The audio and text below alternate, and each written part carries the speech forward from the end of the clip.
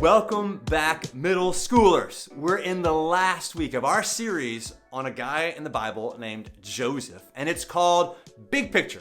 Why is it called that? Well, Joseph had a lot of wild and weird and unbelievable things happen to him, good and bad. But all along, see, God was working toward the bigger picture in his life. The bigger picture Joseph couldn't see. Now, before we get to the last part of Joseph's story today, let me ask you a question. Have you ever tried to get a little payback on someone? Maybe it was a younger sibling who stole your favorite ball or pencil or shirt without asking, or maybe it was a friend who spread a rumor about you, or that guy or girl in small group who always plays jokes on you. In big or small ways, we've all been wronged. We've all been hurt. We've all been frustrated. We've all had someone do something to us or say something about us or treat us in a way that makes us want one thing and one thing only: payback.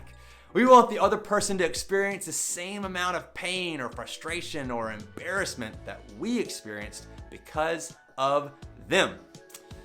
Here's the thing. We all have the power to pay back.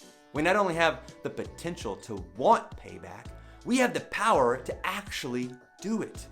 And sometimes that payback is public, on blast, and sometimes that payback is more passive, meaning it's a little less obvious and a little more behind the other person's back. Or maybe for you, the payback is just in your head. You haven't taken a step to actually do the payback, either publicly or passively, but you think about it all the time. And there's just something about payback that, well, it feels fair to us. But just because payback feels fair, it doesn't mean it is fair. It doesn't mean it's what's best for us. In fact, I think there's a better approach we could all take if we put down our power to payback. Now, if there's anyone who had reason for wanting payback, it was your boy Joseph. Remember, his story is full of people betraying him, lying about him, and causing him years of pain and suffering that he didn't deserve. Okay, all right, here's the deal. Quickest of quick recaps. Joseph was one of a dozen sons, but his father, Jacob, loved him the most. Because of that, his brothers got so mad that they threw him in a cistern, a well, or a pit, and eventually sold him into slavery, where he ended up in Egypt. Then, when he was actually doing a good enough job where he was working to get a promotion in the house of this guy named Potiphar, Potiphar's wife made a move on Joseph. Now, Joseph turned her down, so she made up a lie that got him thrown in jail. And there he stayed for several years before finally getting released and promoted to work for the Pharaoh. Okay, now, if I put myself in Joseph's sandals for a minute, I can tell you what I'd be thinking about during all those years of slavery, prison, separation from my family. I know because, well, if I'm honest, I've caught myself doing this in my truck at a red light, or sitting in line at carpool, especially if I'm feeling upset. I'd probably be thinking of nothing other than the best payback that I would give to anyone who wronged me if I got the chance. So, let's pick up Joseph's story and find out exactly what he did. At this point, Joseph was doing much better. He had not only been released from prison, he had been elevated to second in command in all the land of Egypt. Pharaoh put Joseph in charge of distributing food throughout the entire Egyptian empire. And that was a big deal because this was during a period of intense famine in the land. The famine, shortage of food, was so bad that people from far away started making the journey to Egypt to find food so that they literally wouldn't starve. And Joseph was the guy they would come to for help. Now, of all the people in the world, guess who showed up one day to ask Joseph for food? No, really. Do you want to guess? If you said Potiphar and his wife? Nope. How about the slave traders? None other than his brothers. I mean, what are the chances, right? While Joseph immediately recognized his brothers, they didn't realize who they were speaking to. I mean, the last time they saw him was stripped of his favorite robe and tossed into that pit. They even may have believed he was dead. And I mean, if they didn't, who could have imagined that he'd end up here? And yet, there stood Joseph in a position of complete power over his brothers. They all needed his help. They all needed him to literally save their lives because they had no food and were here in that moment. And he had the power to pay them back for kicking him out of the family all those years ago. This is the moment that many of us think we all want. But take a look at what happened next. Here it is. It says, Joseph could stand it no longer. There were many people in the room, and he said to his attendants, "Out, all of you." So he was alone with his brothers when he told them who he was. Then he broke down and wept. He wept so loudly the Egyptians could hear him. And word of it quickly carried to Pharaoh's palace. "I am Joseph," he said to his brothers. "Is my father still alive?" But his brothers were speechless.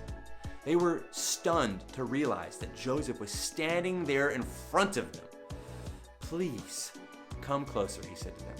So they came closer. And he said again, "I am Joseph, your brother, whom you sold into slavery in Egypt. But don't be upset and don't be angry with yourselves for selling me to this place. It was God who sent me here ahead of you to preserve your lives. You can live in the region of Goshen, where you can be near with me, with all your children and grandchildren, your flocks and herds, and everything you own. I will take care of you there, for there are still 5 years of famine ahead of us. Otherwise, you, your household, and all your animals will starve." Now, Joseph could have literally done anything he wanted to his brothers. He could have paid them back like 1,000,000 times over for what they had done to him. He could have left them to starve or snapped his fingers and had them thrown in prison or even killed. I mean, that's how much power he had to pay them back. But instead, Joseph took a different path. He chose forgiveness. Can you imagine how surprised Joseph's brothers must have been? I mean, one minute they found out that their brother Joseph was alive, and then in the next, he was embracing them. Here's what I think we can learn from this part of Joseph's story.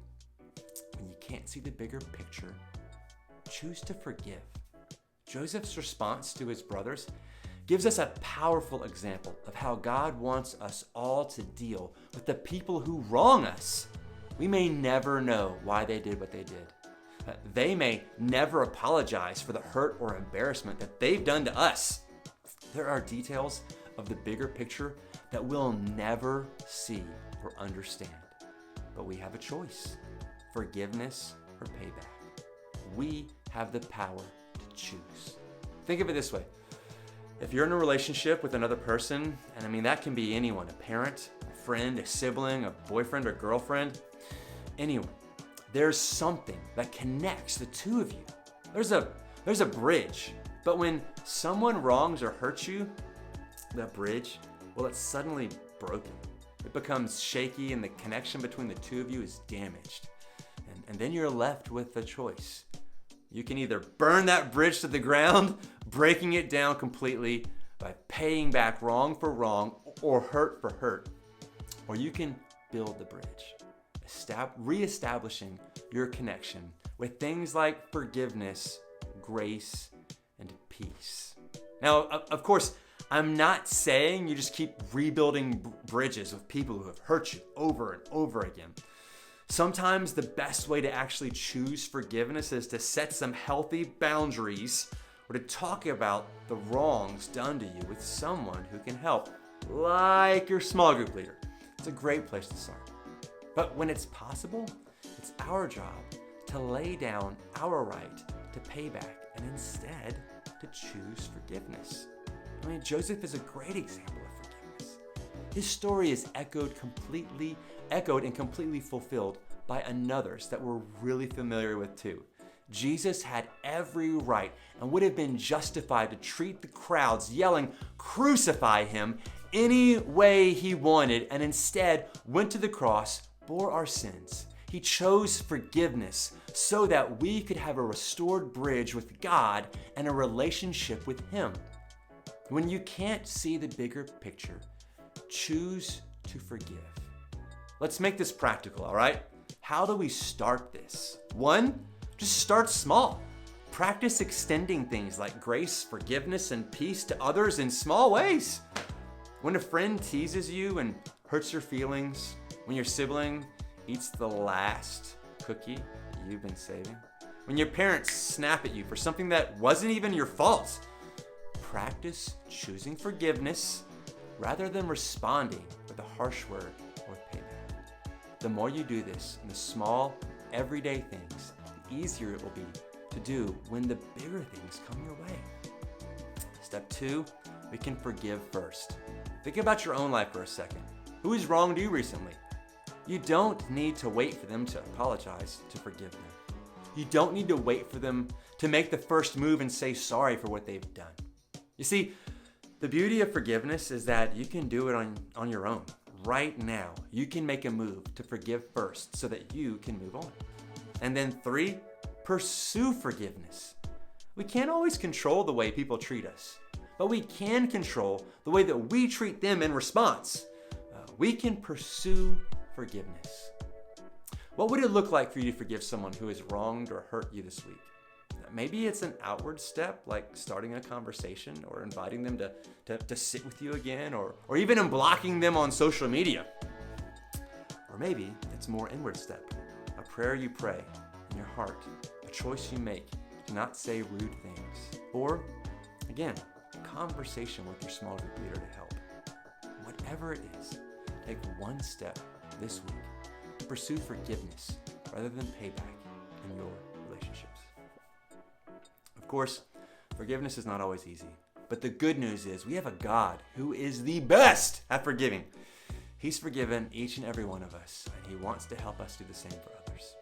And when we ask him for his help forgiving someone, he will always give it. Today, maybe that's where you need to start. Ask God to help you forgive someone who has wronged you, so you can start building a bridge toward forgiveness rather than payback. And remember, even when you can't see the bigger picture, choose to forgive. Now look, we're going to drop a community group video later this week, but the big announcement is that we start our new series online and in person 1 week from today. So if you're ready to come back, we'll see you 10:45 on Sunday morning at LSU or Siegen. If you're not, tune in for a brand new series starting the 13th, This or That, and we'll see you there.